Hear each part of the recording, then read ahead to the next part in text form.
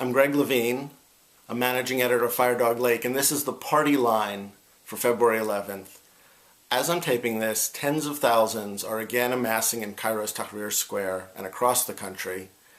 And we're looking at another day of protests, but I want to be a little careful because yesterday, as news came out in the morning that still President Hosni Mubarak would be speaking that night, we all started to get a sense that this would be the day, yesterday would be the day that Mubarak finally stepped down. And us in the media, both establishment and alternative, perhaps got a little ahead of ourselves. I don't think that we actually ever said he is definitely stepping down, but a lot of places came very close. I feel okay about it, but not great about it because, you know, as things turned out and Late Night with Hosni finally came on and he didn't step down, I was a little embarrassed that maybe I was seeing this with my heart instead of my head. But I take some solace in that I wasn't testifying before Congress or anything.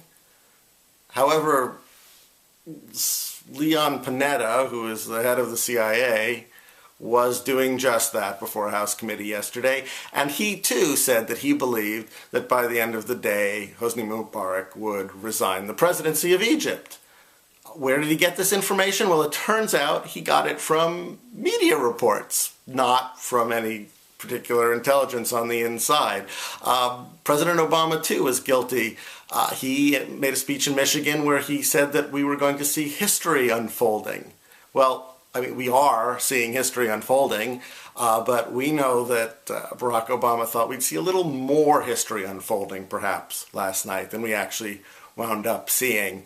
And the question sort of gets to me, it's like, I understand that we're thinking with our hearts, but that's the government there. And what are they thinking with exactly? Now, public pronouncements are different than private diplomacy, at least I hope they are. But the sort of sense that I get, and here actually a little anecdote that illustrates that I'm not the only one getting this sense. A commentator on Al Jazeera yesterday said that perhaps the United States should change the presidential seal from the eagle to a weathercock. Because it does seem like every morning the White House is putting its collective finger in the air and seeing which way the wind is blowing and then trying to react. Very reactive policy. Nothing that gives you the sense that there's a mission, a plan, a thought-out strategy. And I worry that this public disarray, where we see every evening the rolling back of things that were said that morning, very much reflects a thinking that's going on inside the administration. And that, of course, is disturbing to me. I touched on this last week, and it really, it blows my mind that we don't have a really coherent policy in place for what's going on in Egypt. I mean, yes, you should be flexible. Obviously, things change day to day, but the idea that there is public unrest, civil unrest in Egypt should not have come as a surprise. As I said last week, basically we thought this would be happening some point after, in the last 30 years, since the assassination of Anwar Sadat. I mean, it's like it's hard to not have seen this coming. In fact, it's surprising that it took this long in coming. And a country that is so deeply involved, us, with a country like Egypt, to the tune of $1.3 billion in military aid every year, should really think these things through, I think, on a regular basis, so that when things start to come apart, we have a coherent plan and a coherent message. And I start to think, so why don't we? What is going on here? Is it possible that it is just that the administration, that America maybe as a whole, and frankly, honestly, a lot of people in the media are just genetically incapable of assessing a movement that doesn't have a distinct leader? Or as I've actually heard several in the press say, and some spokespeople from the government, a charismatic leader. Is it impossible for us to understand a mass uprising that doesn't have a spokesperson or a strong leader or, frankly, a dictator, a king, a ruler, somebody that we can focus the cameras on, focus our attention on, and frankly, focus our money on? Are we just unable to understand that? And then why? Why are we unable to understand this? I mean, I understand.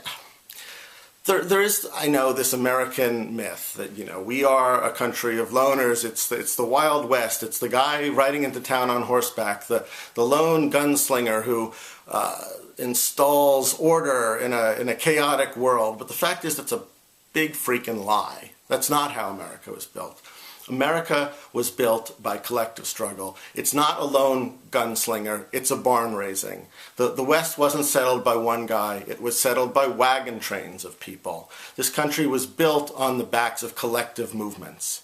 And it really, if we could only understand our own nature, perhaps we could get a better sense of what's going on around the rest of the world. So, I mean, that's really like the big takeaway here, but given that we can't seem to do that, I'm not quite sure what I'm more flipped out by. The idea that we need a leader in order to come up with a coherent policy, or the idea that we haven't identified one yet. Because I've heard that the administration is now combing the ranks of the Egyptian military, looking for somebody to promote as sort of the next strong leader of Egypt. And that, frankly, freaks me out. I mean, it freaks me out that we need to do that. It freaks me out that we haven't been doing that, like, weekly for the last 30 years. And that's pretty much the party line for this week. We've got 2 great book salons coming up this weekend. First off, Moneymakers. I have a copy right here, Moneymakers, which is Ben Tarnoff's book, The Wicked Lives and Surprising Adventures of 3 Notorious Counterfeiters.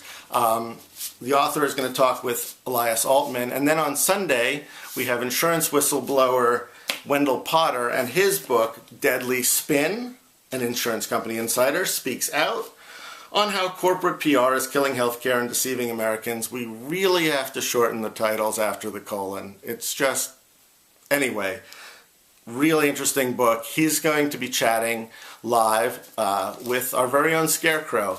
And the Moneymakers book is Saturday at 5 p.m. Eastern, and Wendell Potter will be here Sunday at 5 p.m. Eastern.